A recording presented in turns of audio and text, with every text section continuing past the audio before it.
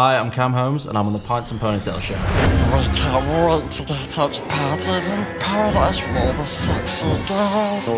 Naughty little sausages in me. Another thing they don't tell you about when you have a baby is the chaos that comes as soon as they start crawling.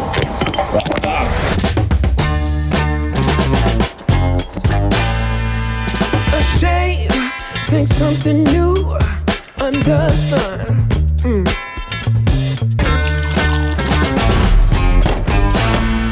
Okay, here we go. Hey, buddy! Hey, what's going on? Nice to meet you. Lovely How to are meet you? you. Okay. I'm good, man. How are you? Yeah, very well. Lovely to meet you, man. Coming down. Well, we'll have our first Yucky cheers. Yucky da. Yucky da. So as you can see behind you, Ken, we've got 5 different hairstyles, okay? So we've got the ponytail, Yep. level 1. Yep. 3-strand plait, level 2. Bunchies, level 3. Pigtails, level 4. And then we've got the fishtail plait in at level 5. Okay? 5 looks serious, doesn't Yeah, it? and then as we move through it, Cam, the questions are going to get a little bit harder as well. Okay. We're just going to dig a little bit deeper into who you are as a dad and the future you've got in store and all the exciting things that you've got ahead of you. Okay? We'll go straight into high ponytail. So you've got your, obviously got your low, it's all a positional thing. But Okay. the great thing with the high ponytail, instead of having it low down here, we have it higher up at the crown.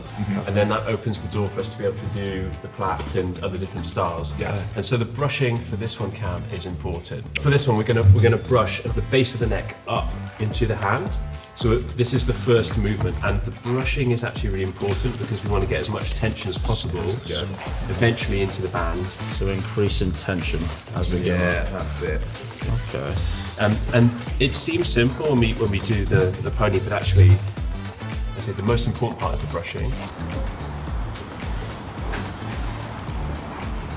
Obviously, this is the Pints and Ponytail show. We want to ask you a question whilst your hands are busy as well, just to make things extra hard. So your son's only 2. Yeah. But if he had access to the full English dictionary, how would he describe you as a dad? Oh, lovely question. I hope he'd describe me as present. I think that's something I'm always trying to be passionate about. Fun. I'd like to think I'm a fun dad. As you've obviously seen my content, I do strive to be the fun dad. Oh yes. I suppose caring and emotional and sensitive is actually probably the thing that I'd like him to really think of me as, knowing that, like, you know, he's seen, like, we watch films and stuff, and I'll cry, and it's, I don't know, yeah, I suppose emotional and sensitive, and just there. Yeah. It's amazing because they're always watching and they all model their behaviour on what they see. You Yeah. know, so often, and we often talk about being the future that you want to see in many ways, and fatherhood is the most wonderful opportunity and responsibility, but opportunity to model the behaviour that the next generation will then start to take on themselves. Now, if you wanted to, so next to you there, you've got a bristle brush. Okay. Now, if you want to make it a little bit smoother, so you see all these fuzzy bits there, you can use the bristle brush, and you notice you can get it nice and flush. Oh, I'm going for as flush as possible. There you go. This man's a Come pro. here. Excellent work. Matthew loves a bristle. I do love a bristle brush. I can't even say I it. find the bristle brush a bit more difficult. Do you? actually. Well, you do you. Whilst keeping the tension on, pinch it off, pull the hair through, and then reverse back on yourself, the figure of 8, and you want to get 2 or 3. Yeah, you should be able to get 2, 3 at the push. You should be able to. 3's tricky, isn't it? I'm going to leave it at 2. Go 3 on that. You split the ponytail, just pull it, and that should tie There it. you go. That's the first big Just game like- changer. Just a slight pull. Yeah, there you go. There you go. There you go. And it moves to the back of the head. Yeah. So that's the first round. Let's level one. hold up your mannequin. Let's have a look. Let's Level have a one. look to the camera. Level 1. I'd say Cam's completed level 1. I think it's all right. good. We've got some practice to do. Yeah. Ideally, I'd like these wispy bits to be gone, but you know, first go. So Cam, this time, dude, we're going over to the 3-strand plait. Okay. I love watching people's brains work the first time they do this. Dude, we were there just a few months ago. The right is going to come over the top and become the new middle. So new left middle. over middle, right over middle, and each time Just give it a little tug as well. We're going left. The pattern is left over middle. Left over middle. And then right over middle. Yeah, and then just keep locking that off. That's it. Keep locking that off as you go That's down. perfect. That bit of tension there.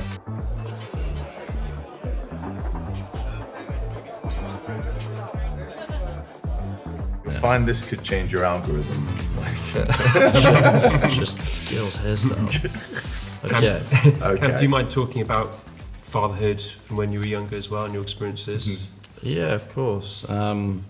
So my kind of relationship with my dad is slightly strange. So my mum and dad split up when I was 2, maybe just before I was 2.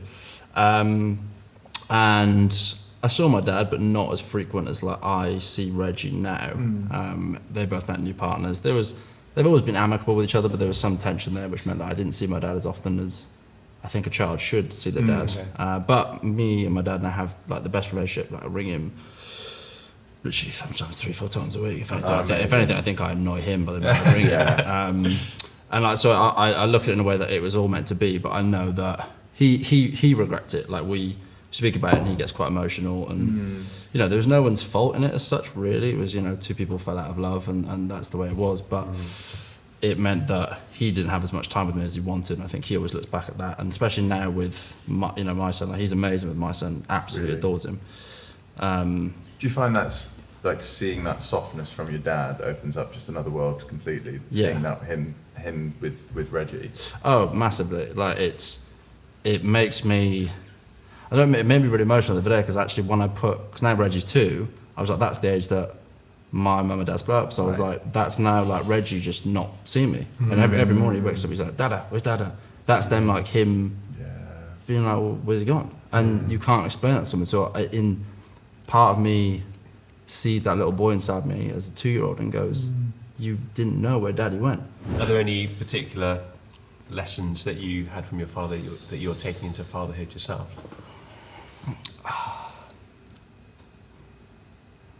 Me and my dad are very alike in the sense of, well, obviously I'm his son, but very alike in the sense of kind of never really content, and whether that's with careers, it's like always trying to chase the next thing, whether it's, you know, the next achievement or more money or whatever it is. And my dad kind of told me, like, it doesn't make you happy. What makes you happy is the time you spend with your kids. And sometimes I struggle with that a lot because I'm like, no, but I need to as a dad, I need to provide, I need to work harder, I need to do this. And then, but then I get to bed at night and lie in bed and I'm like, why am I doing it all for?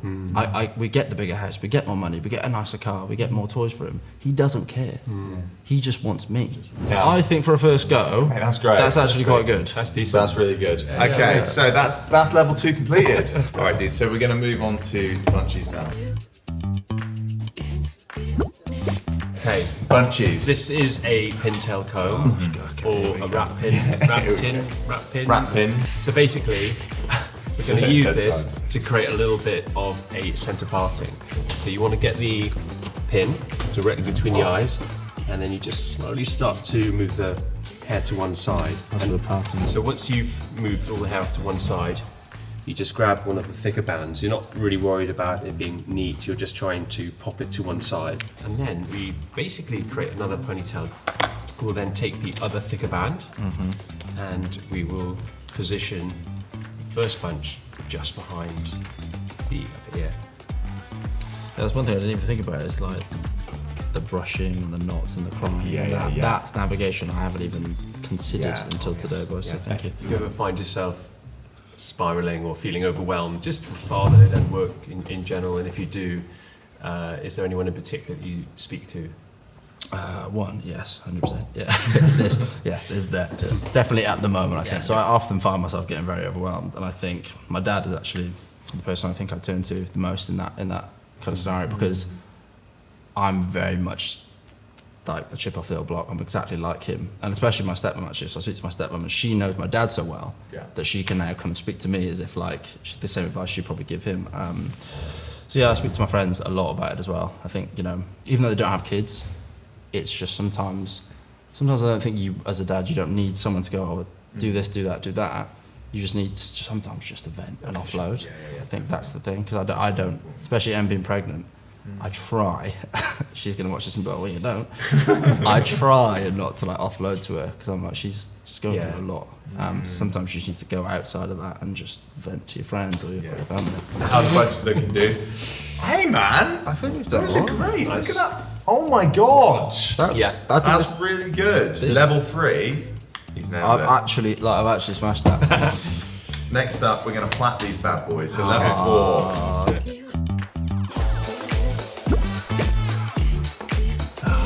Don't get too comfortable. I Yeah, think too you can go confident. through It's it. going to be so I'm assuming we're doing the same as we did from Yeah. just both sides. Yeah, So yeah. you've got the 2 fingers. Exactly. So since we've been doing this, we'll go out on the tube in London, say, and we'll just be observing women's hair in general. So they'll be. You're not supposed to say that out loud, Sorry. mate. I told Sorry. you. No.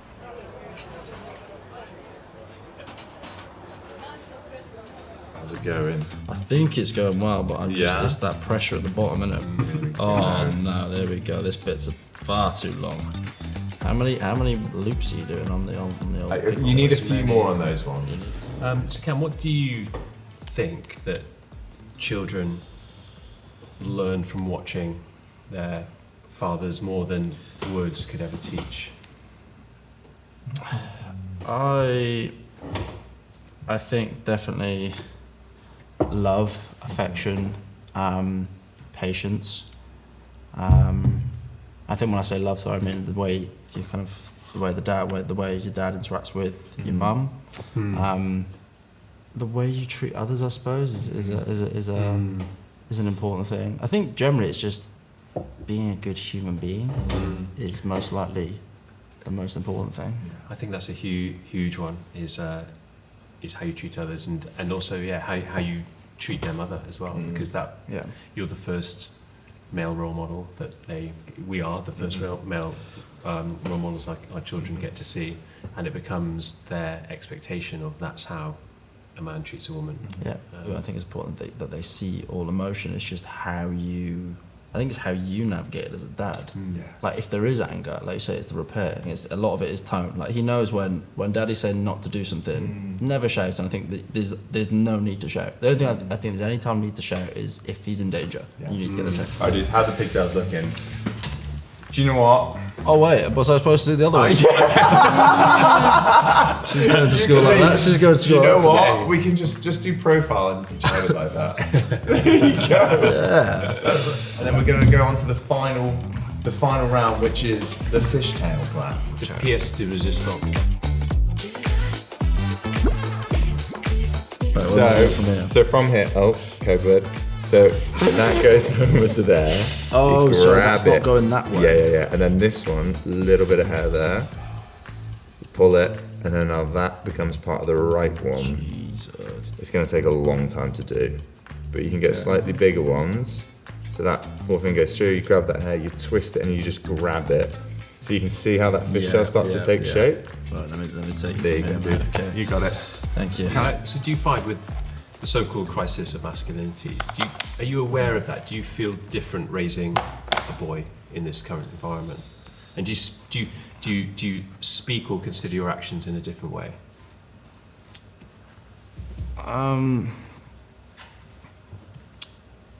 Yeah, I don't know. I think it's really weird because it's that I like to think I have my own perspective on what I view as masculine. And it's something I've done a lot of work on, like the one side of the coin is I really want my son to see me as this physically strong person who trains, goes to the gym, is physically able, but also I want him to see me as the man that will cry very easily about real stuff, or when watching Toy Story 5, which is absolute. It's an emotional one. I've heard that. Seven times. Like down the face. Really sad. For me, I think I've already kind of made my decision on what I believe masculinity to be. And I'm really excited for my son. Like, he doesn't fully understand that emotion and things like that, but that's honestly the thing I'm most excited for as a parent, because I spent about a good 10 years of my life now dealing with mental health issues, depression, anxiety.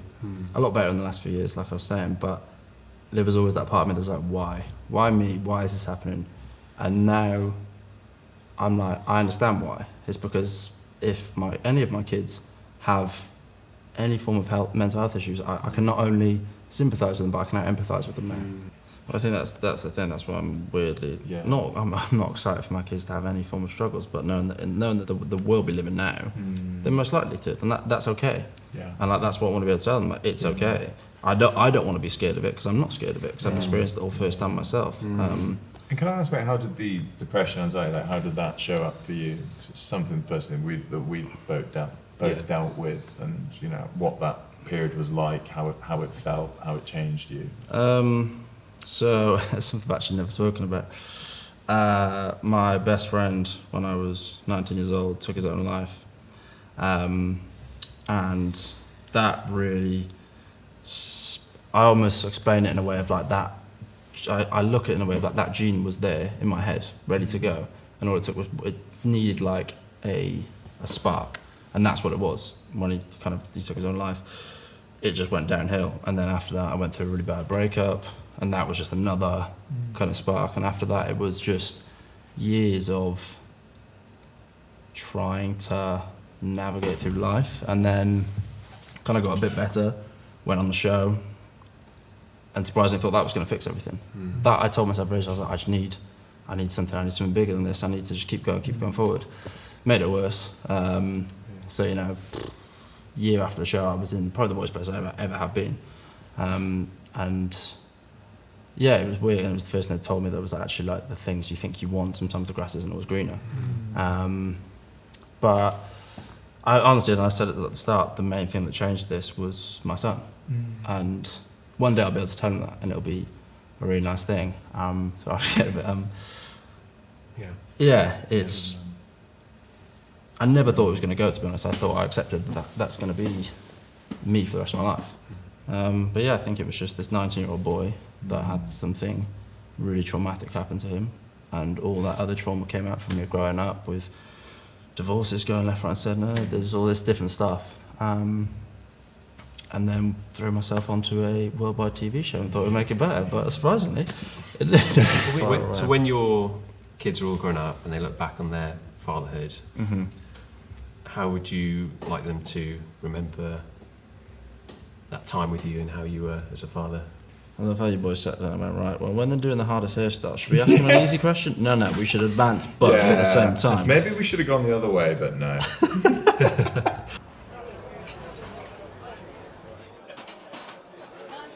One day, your children are going to be sat at a dinner table with a bunch of people you've never met before, never heard of, don't know you, and your child is going to tell them about their childhood, what it was like to grow up around you and in your house. And I think that's such a powerful thing, because it's like, I've done that many times. I've sat down, I've done it with you two today. I've sat and my mum don't know you, but I'm telling you about growing up as a child and what it was like, and it's, I just want them to feel safe.